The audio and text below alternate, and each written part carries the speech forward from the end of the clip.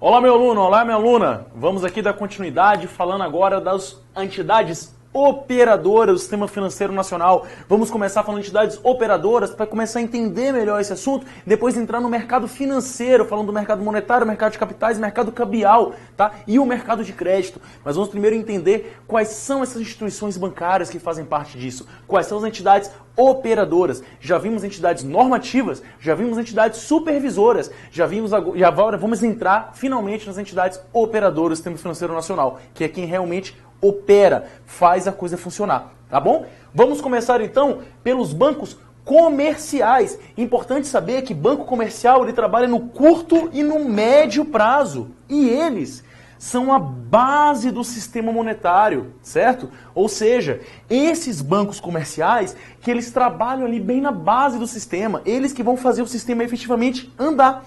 E o que é que os bancos comerciais podem fazer? Eles têm uma grande característica que eles conseguem criar moeda escritural, ou seja, eles conseguem multiplicar esse dinheiro. Mas como assim? Todo o dinheiro que você deposita no banco, que você vai lá, o seu salário, o seu depósito, eles têm aquele lastro e eles alavancam isso. Se você bota R$1.000 lá, eles conseguem emprestar até 20 mil, com base nesse 1.000. Se eu não me engano, no Brasil é entre 10 a 20 vezes que você pode alavancar, tá ok? Ou seja, ele cria moeda escritural, ele cria valor, tá? E isso é uma característica do banco comercial, é uma característica das instituições bancárias, tá ok? Então eles fazem a base do sistema financeiro, do sistema monetário. E aí o que acontece? Eles conseguem captar e aplicar esse recurso. E de que maneira o banco comercial ele capta recurso? Ele capta recurso por depósito à vista, que é basicamente depósito em conta corrente, quando você vai lá e deposita um cheque, deposita um dinheiro, recebe um salário, ele capta recurso dessa maneira. Qual é a outra maneira? Depósito a prazo, que é o CDB, Certificado de Depósito Bancário, e o RDB, Recibo de Depósito Bancário, que vamos ver depois em produtos bancários como um todo, tá ok? Recursos externos, que vem de transferência de outras instituições financeiras, que aí vão lá e entram no banco comercial, tá ok? Então você vai ter essa maneira de captar recursos. Serviços, todo banco hoje em dia trabalha com serviços de taxa, tarifa, arrecadação de tributos. Quando você vai pagar uma conta de luz, uma conta de água, esse valor que tem uma pequena taxa que vai para o banco, que é o pagamento pelo banco fazer esse serviço, tá ok? Então isso é uma das maneiras do banco captar recursos. Imagina aí todo mundo pagando infinidade de contas, quanto o banco não consegue render nisso.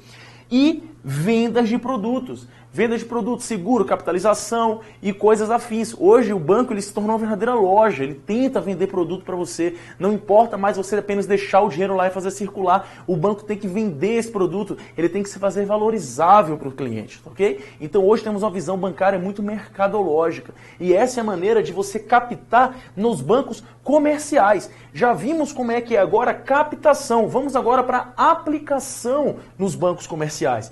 E como é que você aplica esse dinheiro normalmente no mercado? Os bancos têm algumas formas de aplicar esse dinheiro. Uma delas é o desconto de títulos. Você chega lá com um cheque, com título bancário, com a duplicata. O que é que o banco faz? Ele te adianta esse recurso, ou seja, ele te empresta esse recurso para um futuro desconto. Depois ele vai ver se seu cheque, sua duplicata está ok, foi paga pela outra pessoa, ele vai lá e desconta isso aí.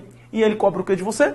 Uma taxinha de juros, tá? Isso de ele te adiantar um dinheiro é uma maneira de crédito, é uma maneira dele aplicar dinheiro no mercado. Uma outra maneira, cheque especial. Quando você vai lá e abre uma conta, você tem aquele saldo que não existe, que não é seu, que é um cheque especial, que é muito fácil você entrar ali e cair naquele enorme rotativo de 10, 11, 12%, tá? E isso é uma maneira que o banco tem de aplicar recurso na economia. É um dinheiro que não é seu, mas você está tratando como seu para uma emergência, tá ok? E outras operações, como câmbio, crédito, comércio exterior, crédito rural, tudo que envolve aplicação de recurso no mercado. É isso que o banco comercial faz. Essa é a principal função, captar depósito à vista e aplicar dinheiro no mercado por meio de crédito, tá ok? Depois dos bancos comerciais, nós temos os bancos de investimento. Diferentemente dos bancos comerciais que trabalham no curto e no médio prazo, o banco de investimento ele trabalha no médio e no longo prazo, certo?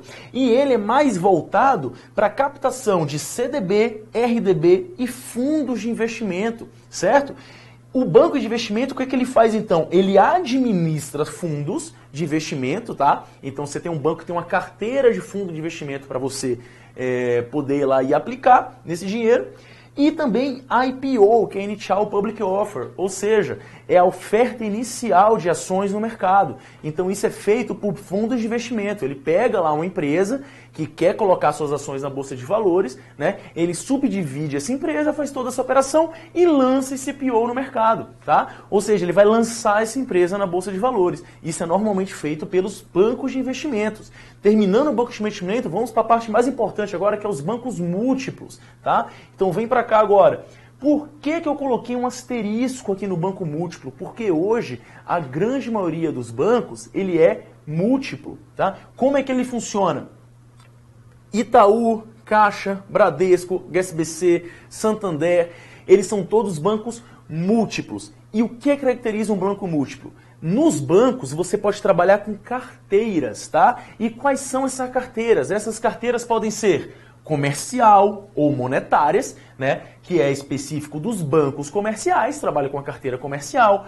Pode ser uma carteira de investimentos, que é específica do banco de investimentos, ou seja, trabalha justamente com essa parte de investimentos, né? Você pode ter também uma carteira de crédito imobiliário, tá? Que você vai fazer aí financiamentos imobiliários e coisas parecidas, tá ok?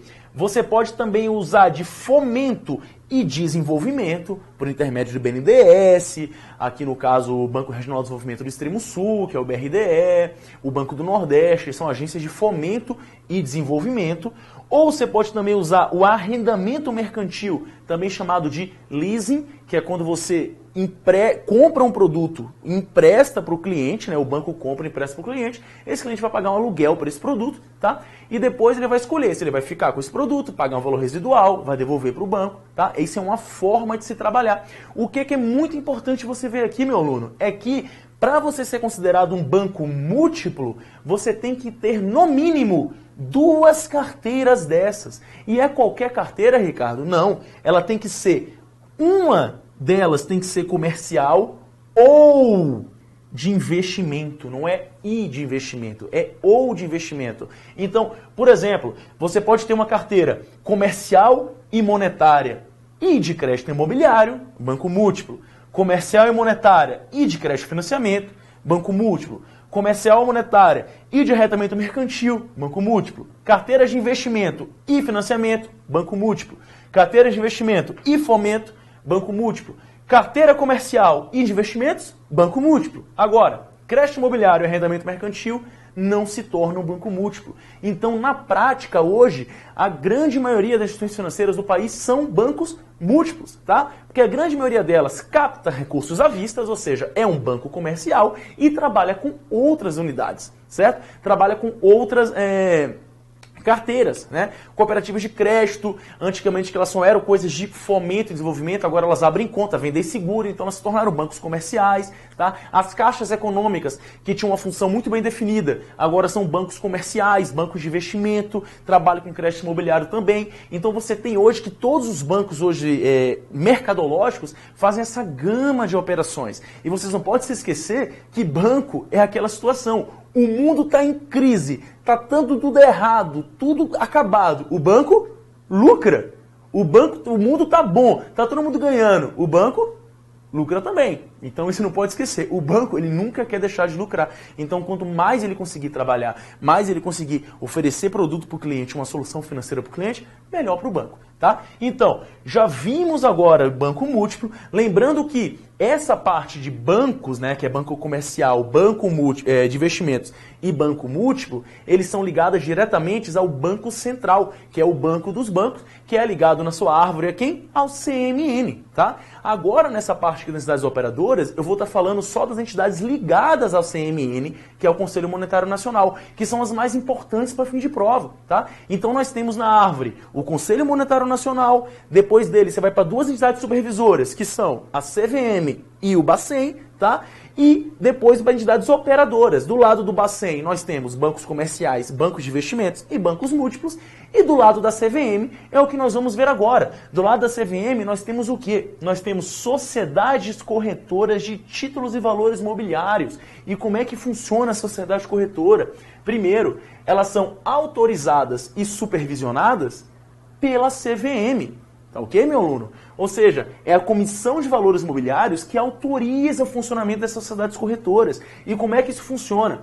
O investidor, ele necessita do intermédio da corretora para poder trabalhar na Bolsa de Valores, para poder trabalhar com títulos e valores mobiliários, tá? E por que títulos e valores mobiliários? Como eu já falei, é porque tem valor e é móvel. Certo? Ou seja, ações, debêntures, opções de compra, opções de venda, commodities, metais preciosos, todas essas partes entram como títulos e valores mobiliários. Você pode chegar simplesmente na Bolsa de Valores em qualquer lugar e falar assim, me dá isso aí que eu quero comprar? Não, é obrigatório você ter o intermédio de uma sociedade corretora de títulos e valores mobiliários. É por isso que o investidor precisa desse intermédio, não é uma opção, não é para ser melhor para ele, ele realmente precisa desse intermédio, beleza?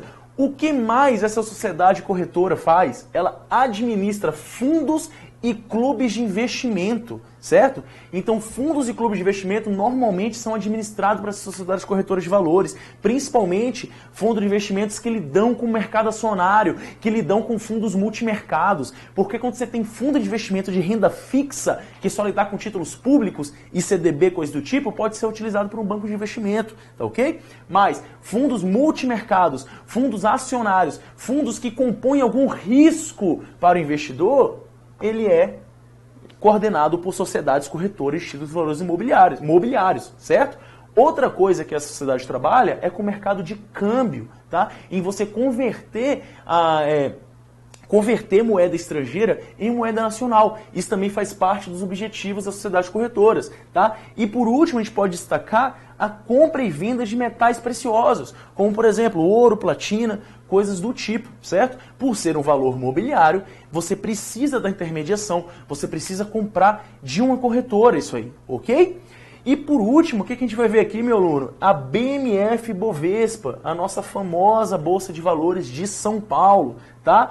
Isso nada mais é do que um ambiente de operação, ou seja, é um ambiente onde todas essas sociedades corretoras de valores podem trabalhar, tá? Você não consegue chegar lá isoladamente e comprar uma ação e fazer uma coisa, você precisa desse intermédio da sociedade corretora de valores. Então essa Bolsa de Valores, ela é isso, ela é um grande ambiente, um grande espaço onde a sociedade de corretores de valores, onde os investidores eles podem lidar com esse mercado financeiro. E eles podem lidar disso hoje em dia em duas formas, pelo pregão eletrônico e por home brokers. Pregão eletrônico é a modalidade que você tem a compra e venda, né, na Bolsa de Valores, que normalmente é de 15 em 15 minutos, onde se abre as operações de compra, de venda, opções de futuros, derivativos e tudo que envolve essa situação da Bolsa de Valores. E home brokers é graças hoje ao intermédio da internet. Antigamente você precisava ligar lá para a pessoa, quem já viu filmes sobre esses assuntos, isso é bem clássico, você liga, fica aquela loucura lá, todo mundo falando, vende, compra,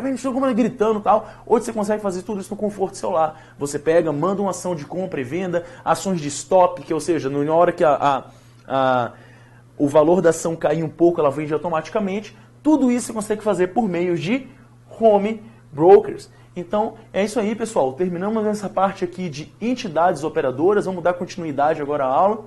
Pessoal, dando continuidade então, vamos falar agora do mercado financeiro. O mercado financeiro é muito importante para você entender todo o panorama no que o sistema financeiro nacional efetivamente trabalha, tá ok? E vamos ver que o mercado financeiro ele é formado pelo mercado de crédito, cambial, de capitais e monetário, nesse ciclo.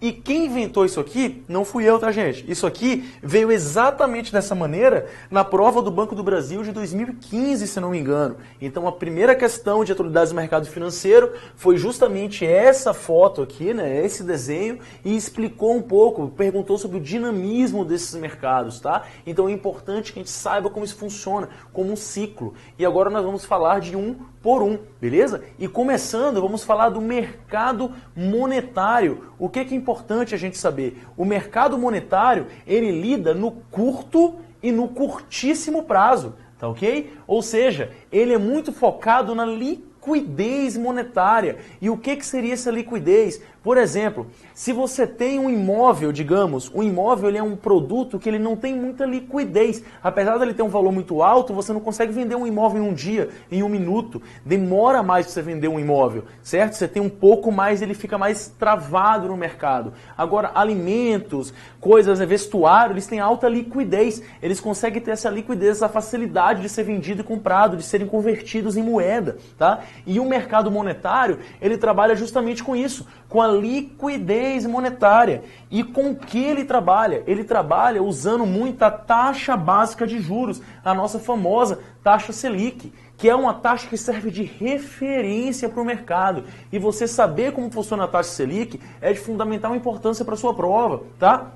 Temos também que prestar atenção no Copom, que é o Comitê de Política Monetária. E o que é muito importante sobre o Copom, gente? Ele que define a Selic, ele que cria a política monetária de um país. E o que significa definir a Selic? Temos que entender como é que funciona a situação da Selic no mercado global, no mercado nacional, perdão. Como funciona isso? Por exemplo, se você tem uma taxa elevada da economia, você tem uma Selic lá em cima e você é um investidor superavitário, você tem esse dinheiro para poder investir, né? O que você vai fazer se você tem uma Selic beirando os 14%, os 13%? Você provavelmente vai pegar esse seu dinheiro e investir no fundo do governo, emprestar esse dinheiro para um banco, porque você vai ser remunerado pela taxa Selic como referência. Então, se você pega um fundo que paga 110% da taxa Selic, se você deixar seu dinheiro parado lá 2 anos, você vai ter uma rentabilidade aí de mais de 15% ao ano, se você tem uma taxa Selic acima de 14%,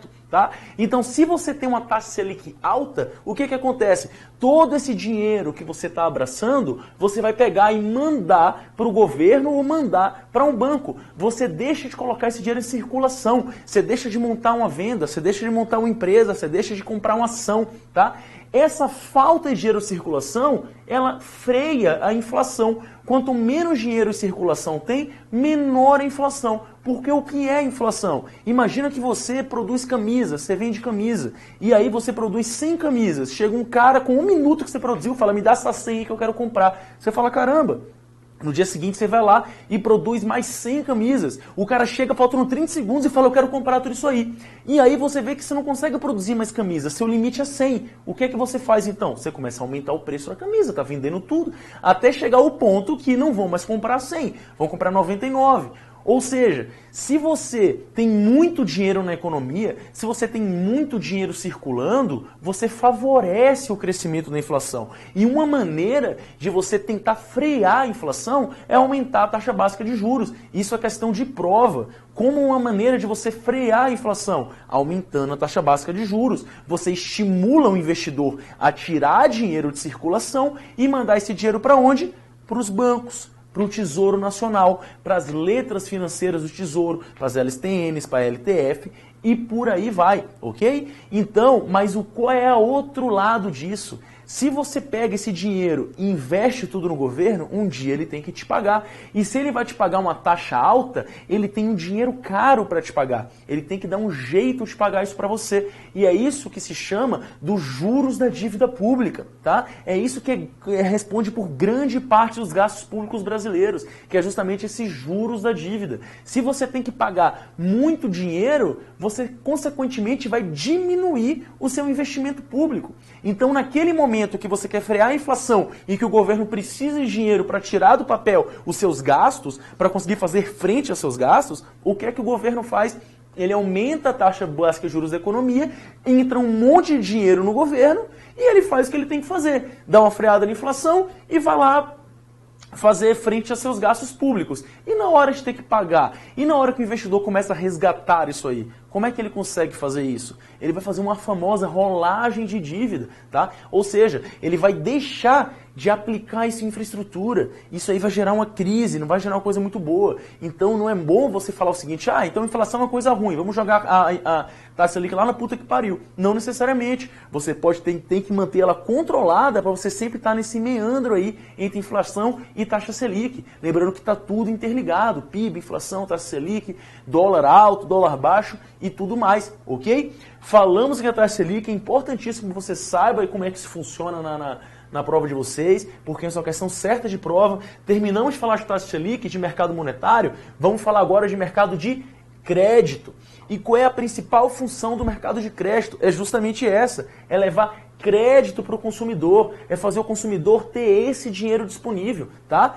Lembra o que faz a instituição financeira? Ela transfere o dinheiro dos superavitários por deficitários, certo? E quem vai precisar de crédito vai ser essa pessoa que está deficitária, que vai querer fazer a coisa acontecer, tá? Os deficitários não são ruins para a economia, ok? E aí é importante você saber dividir instituição bancária de não bancária. Qual é a principal característica da instituição bancária?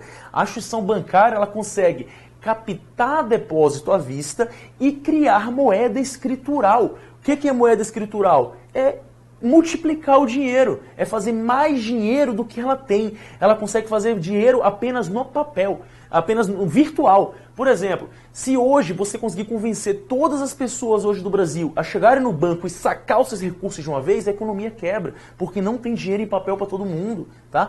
Boa parte do dinheiro que existe é apenas virtual, apenas está lá um número na sua conta bancária e ele vale o que você acredita que ele vale. Na realidade, aquele dinheiro não existe. Ele não existe em papel, não existe em montante, ele não tem lastro. E quem consegue fazer essa moeda escritural, essa moeda virtual, são justamente as instituições bancárias, tá? E elas são formadas majoritariamente por quê? Pelos bancos comerciais e pelos bancos múltiplos com carteiras comerciais, certo? Ou seja, e temos também a instituição não bancária, que é a que não consegue captar depósito à vista nem criar moeda escritural. Qual é o principal exemplo deles? Os bancos de investimento ou de fomento e os bancos múltiplos sem carteira comercial, sem banco comercial. Então você vê que a instituição bancária, a grande característica deles é ser um banco comercial, que eles podem o quê? Captar depósito à vista e produzir moeda escritural. E o mercado de crédito, ele é formado por instituições bancárias. Tá? Esse é o primeiro passo a você saber. É justamente o mercado que joga crédito na economia. É o mercado que faz a coisa acontecer. Tá certo? E uma coisa importante falar também é sobre as caixas econômicas. Tá? As caixas econômicas, hoje representadas pela Caixa Econômica Federal, elas são instituições que elas foram originalmente criadas para disciplinar poupança, habitação, FGTS e PIS. Você não consegue botar essa FGTS no Banco do Brasil, no HSBC, ele vai direto para a Caixa Econômica, o PIS também. Programas sociais, como Bolsa Família, FIES, e essas situações assim que são voltadas para o público, né, seguro-desemprego, né, e é uma coisa assim que não é para dar lucro, é justamente para essa coisa social, tá? E programas na área social, investimentos em cultura, em desporto, em educação, em arte, em coisas do tipo, eles são bancados pelas caixas econômicas, tá? Hoje, a Caixa Econômica, ela é também um banco comercial, ela é um banco múltiplo, porque a Caixa Econômica hoje ela tem uma carteira comercial, você faz depósito à vista, você cria moeda escritural, você tem um banco de investimento, você tem um crédito habitacional, você forma poupança, tá? Então a Caixa Econômica ela faz parte do mercado de crédito, ela é uma instituição bancária, mas eu chamei a atenção para ela aqui porque ela tem essas outras atribuições. Ela é o único banco capaz de coordenar habitação, poupança, FGTS, PIS, programas sociais e áreas sociais. E ela vai usar isso aí principalmente em programas de infraestrutura, tá ok? Falamos aqui do mercado de crédito, faltam só 2 para a gente terminar. Vamos agora então para o mercado cambial. E o que seria esse mercado cambial, meu aluno?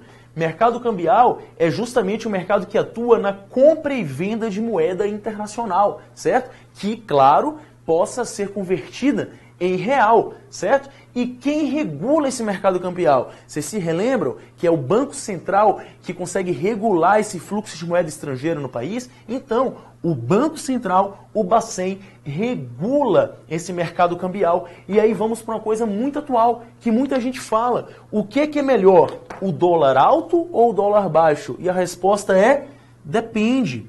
E depende do que, Ricardo? Depende do seguinte, você imagina uma situação em que você é um produtor de aço, você tem uma empresa de aço. Não vou nem tão longe, o Polo Moveleiro aqui de Arapongas, que tem aqui no Paraná, certo? Eles pegam aço, perfilados, madeira e fazem móveis, certo? Quando o dólar está muito baixo, o que acontece? O Brasil é inundado de importação. É muito barato trazer coisa da China, é muito barato trazer coisa dos Estados Unidos e de onde quer que seja. Isso é bom para o consumidor e de fato é, porque você consegue comprar muitos produtos de manufaturado de alta tecnologia que o Brasil não produz. Por outro lado, isso mina a indústria nacional. A indústria nacional não se torna competitiva. Aqui tem muito imposto, aqui é muita dificuldade. Então um dólar muito baixo faz com que a indústria nacional sofra bastante. Por outro lado, um dólar baixo também ajuda que essa mesma indústria nacional compre maquinário, tá? Então, se ela compra um maquinário mais barato, as tecnologias de ponta mais baratas, ela consegue também produzir mais. Por outro lado, não consegue escoar a sua produção, certo?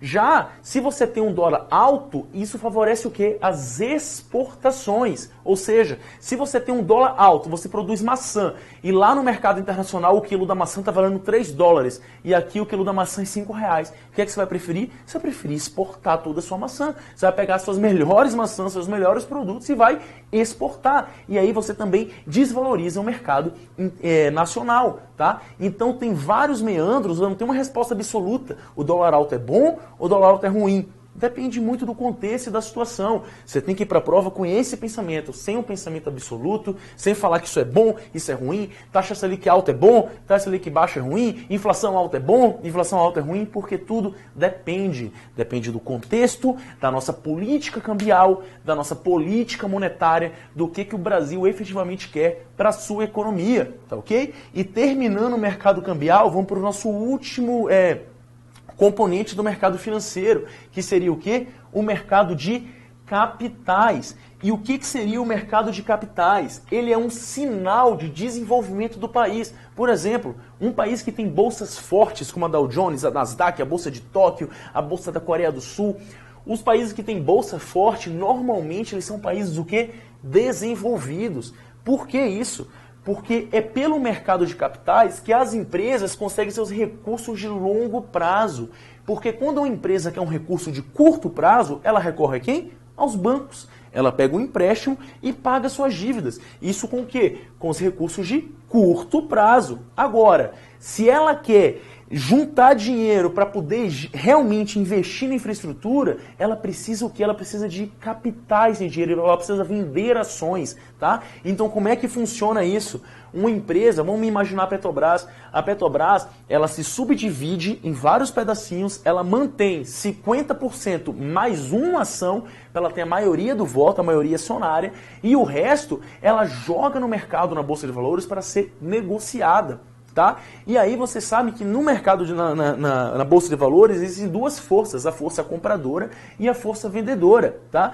Não é interessante para uma empresa que o preço da sua ação caia, porque se o preço da sua ação começar a cair, os investidores vão começar a se livrar dessa ação, o que vai valorizar mais ainda essa queda, porque aumenta demais a oferta de ações no mercado, ninguém mais quer comprar, tem muita gente querendo vender, tem pouca gente querendo comprar, essa ação derrete. Então é por isso que as empresas falam tanto em dar lucro aos investidores, ou seja, e como é que elas pagam esse lucro? Ou na forma de dividendos, tá? Que é um prêmio, uma distribuição de lucros por você manter a ação, ou eles podem ganhar com a especulação entre a venda e a compra de ações. Agora, o que é mais interessante para a empresa? É mais interessante que o investidor mantenha essa ação, né, e só queira vender quando ela esteja muito alta. Porque se ele começar a vender, e todo mundo pensar assim, a tendência da ação é derreter. Certo? Então, para a empresa, sempre interessa dar lucro aos investidores, para que eles mantenham a ação. E essa força, essa convergência de segurar a ação, possa aumentar o valor dessa ação e ser melhor para a empresa como um todo. Então, para uma empresa ter esses recursos de longo prazo, ele se usa do mercado de capitais. Pessoal, entender todos esses mercados monetário, de crédito, cambial e de capitais é muito importante para você entender toda a estrutura, ver como realmente funciona esse mercado financeiro, tá? O que é que você tem que mais levar para a prova, você que está me assistindo? Taxa básica de juros, saber como é que funciona, o que freia a inflação, qual é a relação entre inflação e taxa Selic, cai muito na prova. E também a questão do dólar, como que o dólar realmente influi nessa situação. E eu tenho certeza que se você entender bem isso, questão dessa na prova, você não erra. Vou ficando por aqui então. Valeu, é nóis!